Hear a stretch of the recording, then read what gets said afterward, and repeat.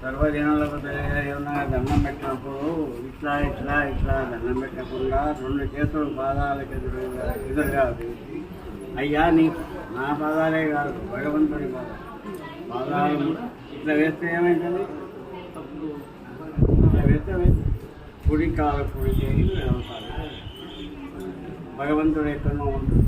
ఆయన పాదాలకు ఎదురుగా రెండు చేతులు ఈ విధంగా వేసి, అయ్యా నీ పాదాలను లోపల కూడా అయితే సర్వ జనులకు కూడా తెలియవలసిన విషయం ఏంటంటే, చాలామంది మన పెద్దలు ఆచరించారు. ఈ విధంగా వేస్తే ఉంటాయి, ఈ విధంగా వేస్తే కరెక్ట్. భగవంతునికి ప్రీతికరమైంది నమస్కారం. ఆడవాళ్ళు మోకరిల్లి దండం పెట్టాలి, మగవాళ్ళు సాష్టాంగ దండోత్సవం ఆచరించాలి.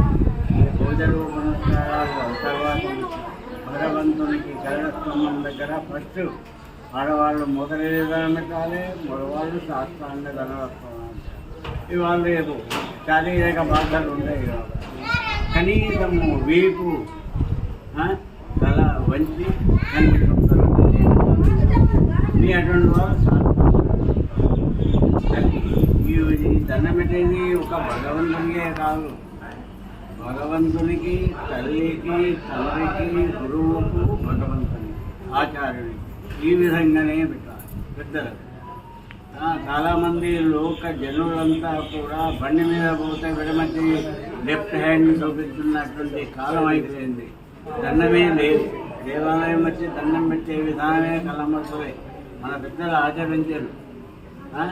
ఏంది పప్పు, చింతపండు, కారపొడి, మిరపకాయలు దంచుకొని ఈ వైశాఖ మాసంలో, ఈ శ్రావణ మాసంలో పెద్ద మనుషులు తలంటి స్నానం చేసి వెంట్రుకలు పురులు ముడి వేసుకొని పసుపు గంధము పెట్టుకొని, ఆ రోజుల్లో ఈ మిల్లులు మిషన్లు ఇవన్నీ లేని కాలంలో దంచుకొని, వడ్లు దంచుకొని, కారపొడి తీసుకొని అన్ని విధాలు అది ఇంత తీసుకొని వచ్చిన రోజుల్లో ఈ విధంగా దండం పెట్టేది నా వరకు.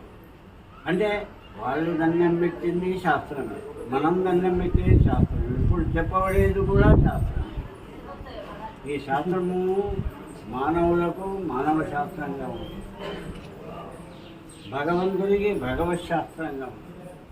కాబట్టి దండం అనేది గుర్తెరగాలి. దండము భగవంతునికి ప్రీతికరమై నువ్వు 1,00,000 పదార్థాలు పెట్టకపో, ముఖ్యంగా భగవంతునికి తృప్తికరమైంది నమస్కారం.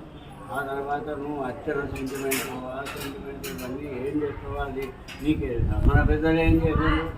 వెనకాల ఒక కుటుంబం ఉంటే కుటుంబ యజమాని గోపురము భార్యాభర్తలు చెప్తే అక్కడ అయ్యారు ఏం చెప్పారు? సహ కుటుంబస్య